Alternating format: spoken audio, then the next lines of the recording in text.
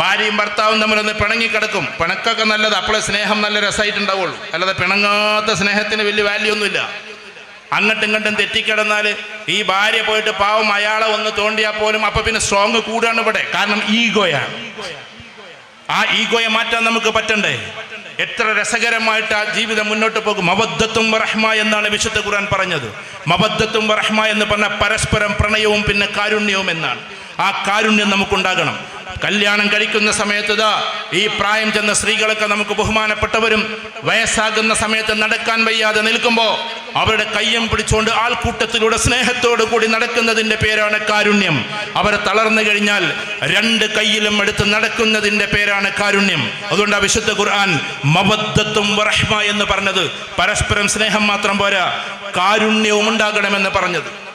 Paralysed ആയിട്ടുള്ള ഒരു ഭാര്യയുണ്ടെങ്കിൽ, paralysed ആയിട്ടുള്ള ഒരു ഭർത്താവ് ഉണ്ടെങ്കിൽ, നിങ്ങൾ ഒരുപാട് കേട്ടതായിരിക്കും ആ സംസാരം. ഏറ്റവും കൂടുതൽ കേരളക്കരയിൽ എന്നല്ല ലോകത്തിൽ തന്നെ ഏറ്റവും കൂടുതൽ ഈ അറ്റാക്ക് ഉണ്ടാകുന്നത് പുരുഷന്മാർക്കാണ്. അത് നിങ്ങൾ കേൾക്കുന്ന ഒരു വാക്കായിരിക്കും. കാരണം സ്ട്രെസ് കൊണ്ട് തലയിലേക്ക് കയറ്റിക്കേറ്റത് മനസ്സിലേക്ക് ഇറങ്ങിയിട്ട് ഇരുണ്ട മുഖത്തോടു കൂടിയും ഇരുണ്ട ഹൃദയത്തോടു കൂടിയും നടന്നിട്ട് എവിടെയോ സ്റ്റക്കായി പോകുന്നത് മുഴുവനും പുരുഷന്മാരാണ്. കാരണം അവർ പുറത്തേക്ക് ഈ കാര്യങ്ങൾ പറയുന്നില്ല, സ്ട്രെസ്സോട് കൂടി ജീവിക്കാൻ. എന്നാൽ സ്ത്രീകളാകട്ടെ എല്ലാവരോടും ഇത് പറയും, എങ്ങനെങ്കിലും കരഞ്ഞിട്ടെങ്കിലും തീർക്കും. അതുകൊണ്ട് സ്ത്രീകൾക്ക് അറ്റാക്ക് വരുന്നത് വളരെ കുറവാണ്. ഡോക്ടേഴ്സ് ഉണ്ടെങ്കിൽ അതിൻ്റെ കണക്കുകൾ അവർ പറഞ്ഞുതരും. സ്ത്രീകൾക്ക് അറ്റാക്ക്, അവർക്ക് പ്രമേഹമുണ്ടെങ്കിൽ എന്ത് വരും, നന്നായിട്ട് ഷുഗർ ഉണ്ടെങ്കിൽ ചിലപ്പോൾ സൈലന്റ് അറ്റാക്ക് വരും. പുരുഷന്മാർ പെട്ടെന്ന് പൊലിയാണ്. കഴിഞ്ഞ സൗദി അറേബ്യയിലെ കണക്ക് മാത്രം വെച്ചിട്ട് ഏകദേശം കേരളക്കാരായ 500-ലേറെ കുട്ടികളാണ് ഈ മാസങ്ങൾക്കിടയിൽ മരിച്ചുപോയത്. കാസർഗോട്ടുകാരുണ്ടായതുകൊണ്ട് പറഞ്ഞോട്ടെ, നിങ്ങളെ കുറ്റപ്പെടുത്താമെന്ന് വിചാരിക്കരുത്. അതിലേറ്റവും കൂടുതൽ കണ്ണൂരുകാരും കാസർഗോട്ടുകാരുമാണ്. അതിന് നിങ്ങളുടെ ഭക്ഷണം കൂടി അതിൻ്റെ ഒരു കാരണമാണ്. മലപ്പുറത്ത് എത്തിയിട്ട് കാസർഗോട്ടുകാരെ പറഞ്ഞു നിങ്ങൾ പറയരുത് കേട്ടോ. ഞാൻ നിങ്ങളെ സ്നേഹിക്കുന്നതുകൊണ്ട് പറയാം. നിങ്ങൾ മുട്ടമാല ഉണ്ടാക്കുന്നു, ഒരാൾക്ക് കഴിക്കാനുള്ള മുട്ടമാലയിൽ 11 മുടയാണ് നിങ്ങൾ ഇടുന്നത്. ആരോഗ്യത്തെ നോക്കാതെ നമ്മൾ ഭക്ഷണങ്ങൾ ഉണ്ടാക്കരുത്. ആരോഗ്യമാണ് പ്രധാന മാധ്യമം. മുട്ട എന്ന് പറയുന്നതിന് എത്രയാണ് അതിൻ്റെ കലോറി ഉള്ളത് എന്ന്, കാലറി ഉള്ളത് എന്ന് നോക്കണം. എത്രമാത്രം കഴിക്കാൻ പറ്റുമെന്ന് നോക്കണം. കാലറിയുടെ ഒരു ലിസ്റ്റ് ഇല്ലാതെ ഇനി നിങ്ങൾ ഫുഡ് ഉണ്ടാക്കരുത്. ഞാനൊരു ആരോഗ്യ പ്രസംഗം നടത്താമെന്ന് വിചാരിക്കരുത്. തണുത്ത വെള്ളത്തിന് നിങ്ങൾ വളരെ പട്ടിണി കിടക്കുന്ന സമയത്ത് കുടിക്കരുത്. ഇങ്ങനെ ഒരുപാട് കാര്യങ്ങൾ ശ്രദ്ധിച്ച് ആരോഗ്യത്തിൽ നമ്മൾ ശ്രദ്ധിക്കണം. ആരോഗ്യത്തിൻ്റെ കാര്യം ശ്രദ്ധിക്കേണ്ടത് നമ്മൾ സ്ത്രീകളാണ്. കാരണം നമ്മുടെ ഭക്ഷണത്തിൽ എത്രയാണ് ഓയിൽ ഇട്ടിരിക്കുന്നത്. കച്ചവടക്കാരുണ്ടെങ്കിൽ ക്ഷമിച്ചേക്കണം. പറ്റുമെങ്കിൽ നിങ്ങൾക്ക് വെളിച്ചെണ്ണയാണ് ഏറ്റവും നല്ലത് എന്ന് ശാസ്ത്രം നമ്മളോട് പറയുമ്പോൾ നമ്മൾ വേറെ ഏതെങ്കിലും എണ്ണയിലേക്കും അല്ലെങ്കിൽ ഡാൽഡയിലേക്കും പോകേണ്ട കാര്യമില്ല. അതിന് കച്ചവടക്കാരൊന്നും എന്നോട് ഇപ്പം എതിർക്കരുത് കേട്ടോ. ഞാൻ കുടുംബത്തിന് വേണ്ടിയിട്ട് പറയാണ്. ഇയാളിപ്പോൾ ഡാൽഡയും വേണ്ടെന്ന് പറയണമെന്ന് വിചാരിക്കും. കാരണം മനുഷ്യൻ്റെ ഉള്ളിൽ ഇങ്ങനെ വ്രണമായി കിടക്കുന്ന സാധനങ്ങൾ നമ്മൾ ഉപയോഗിക്കേണ്ട. അത് ഉപയോഗിക്കരുത് എന്ന് ഡോക്ടേഴ്സ് പറയുന്നുണ്ട്. വിദഗ്ധരായ നല്ല നല്ല ഡോക്ടേഴ്സ്. ആ ഡോക്ടേഴ്സ് പറയുന്നുണ്ട്, കൊഴുപ്പായി നിൽക്കുന്ന സാധനങ്ങൾ നമ്മൾ ഉപയോഗിക്കരുത്. ഇത് കുട്ടികൾക്ക് കൊടുക്കരുത്. രാവിലെ കുട്ടികൾ എഴുന്നേറ്റ് വരുമ്പോൾ നിങ്ങൾ കൊടുക്കേണ്ടത് കട്ടൻ ചായയല്ല. ആ കുട്ടികൾക്ക് കൊടുക്കേണ്ടത് ചുരുങ്ങിയതൊരു ഗ്ലാസ് വെള്ളമാണ്. കാരണം കിഡ്നി ആവശ്യപ്പെട്ടുകൊണ്ടിരിക്കുന്നത് വെള്ളം എന്നതാണ്. അത് നിങ്ങളൊരു ചെറിയ ഈത്തപ്പഴം കൊടുത്തതിന് ശേഷം വെള്ളം കൊടുത്താലും വേണ്ടിയില്ല, ഇനി വെള്ളം നേരെ കൊടുത്താലും വേണ്ടിയില്ല.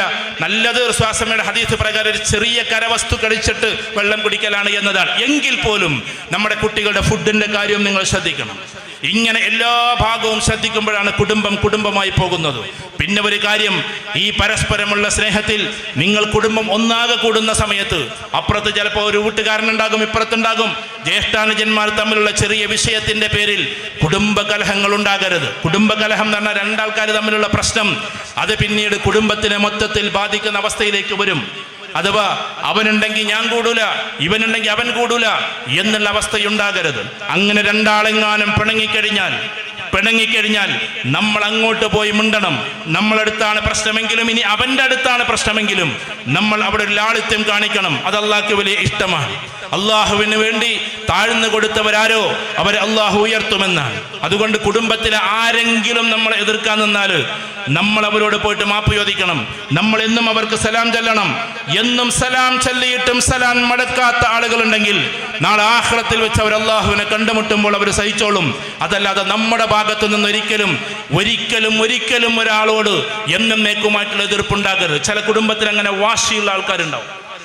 എത്ര മാപ്പ് വെച്ചാലും മാപ്പ് കൊടുക്കാത്തവർ, എത്ര സലാം ചൊല്ലിയാലും തിരിച്ച് സലാം ചൊല്ലാത്തവർ, അത് നമ്മൾ നോക്കേണ്ട കാര്യമില്ല.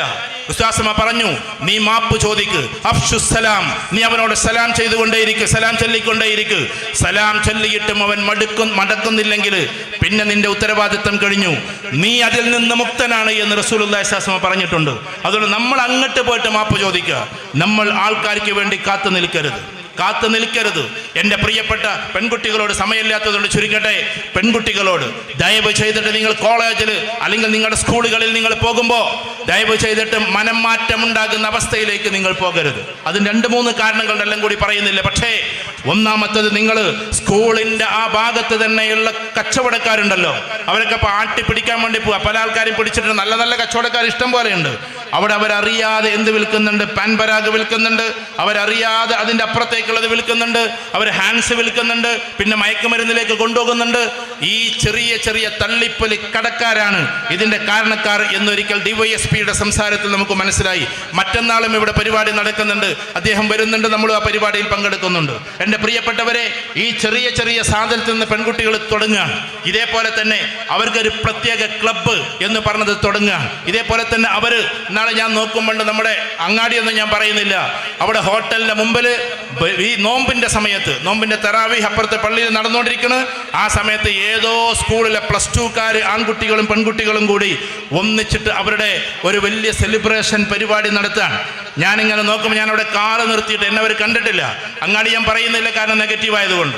ഞാൻ തറാവീഹ് നിസ്കരിക്കാൻ വേണ്ടിയിട്ട് ഇങ്ങനെ പോകാൻ നിൽക്കുക, കാർ അവിടെ നിർത്തി. നമ്മുടെ കാറിൽ നിന്നുള്ള ജസ്റ്റ് നോക്കുമ്പോൾ +2 കഴിഞ്ഞിട്ട് ഇപ്പം ഡിഗ്രിക്ക് പോകുന്ന കുട്ടികളാണ്. അവരവിടെ നിന്നിട്ട് കെട്ടിപ്പിടിക്കുന്നു, അവരവിടെ നിന്നിട്ട് കൈകാലും കളുപ്പിന് അതാക്കുന്നു ഇതാക്കുന്നു, എങ്ങനെയൊക്കെയോ ചെയ്യുന്നു.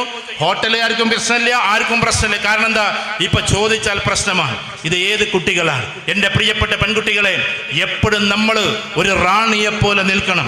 റാണികൾ ഒരിക്കലും അങ്ങോട്ട് പോയി ചേരാറില്ല, റാണിയിലേക്ക് എല്ലാവരും ഇങ്ങോട്ട് വരാറാണ്. റാണിയെക്കുറിച്ച് നിങ്ങൾ പഠിക്കണം. റാണി എന്ന് പറഞ്ഞാൽ ഒരിക്കലും അങ്ങോട്ട് ചേക്കേറി പോകുന്ന ആളല്ല. നമ്മളൊരു ബെസ്റ്റ് റാണിയായി നിൽക്കണം. സ്വഭാവം കൊണ്ട്, പ്രകൃതി കൊണ്ട്, വാല്യൂസ് കൊണ്ട്, മൂല്യങ്ങളെ കൊണ്ട് നമ്മളൊരു റാണിയെ പോലെ നിൽക്കണം. ആളുകൾ ഇങ്ങോട്ട് ആകർഷിക്കട്ടെ, അവരോടൊപ്പം നിൽക്കാൻ നമുക്കുണ്ടാകില്ല. നമ്മുടെ വാല്യൂസ് അതിന് അനുവദിക്കില്ല എന്ന് ഉയർത്തി പറയാൻ നമുക്ക് പറ്റണം. പെൺകുട്ടികൾ പ്രത്യേകം ശ്രദ്ധിക്കണം. ദയവ് ചെയ്തിട്ട് തേവർ പറമ്പിലെ ഒരൊറ്റ ഉമ്മയും കരയുന്ന ഒരു അവസ്ഥ നിങ്ങൾ ഉണ്ടാക്കരുത്, ആരും ഉണ്ടാക്കരുത് കേരളക്കരയിൽ എന്നാണ് നമ്മുടെ അഭിലഷണീയം, നമ്മുടെ പ്രാർത്ഥനയും അതാണ്. പക്ഷേ തേവർ പറമ്പിലെ ഒരു ഉമ്മയുടെ നേരെ കൈ ചൂണ്ടിക്കൊണ്ട്, ഞാൻ ഈ തള്ളയുടെ കൂടെ പോകില്ല, ഞാൻ ഇവന്റെ കൂടെ പോകുമെന്ന് എന്നെങ്കിലും പറയുന്ന ഒരു കുട്ടി ഈ തേവർ പറമ്പിൽ കുടുംബത്തിൽ നിന്ന് ഉണ്ടാകാതിരിക്കട്ടെ എന്നാണ് നമ്മുടെ പ്രാർത്ഥന. അത് നെഞ്ച് പൊട്ടുന്നതാണ്, അത് മനുഷ്യന്റെ കരളിനെ വല്ലാണ്ട് ലയിപ്പിക്കുന്നതാണ്, കരളിനെ വല്ലാതെ നഷ്ടപ്പെടുത്തുന്നതാണ്. അങ്ങനെ തീവ്രമായ നൊമ്പരത്തിലേക്ക് നമ്മുടെ കുട്ടികൾ കടന്നു പോകുന്നതിന് മുമ്പേ അവരെ കൂട്ടുകാരികളായി നിങ്ങൾ കാണണം. അവരെ ഒറ്റപ്പെടുത്താതെ അവരെ സ്നേഹം കൊണ്ട് മുത്തം വെക്കണം.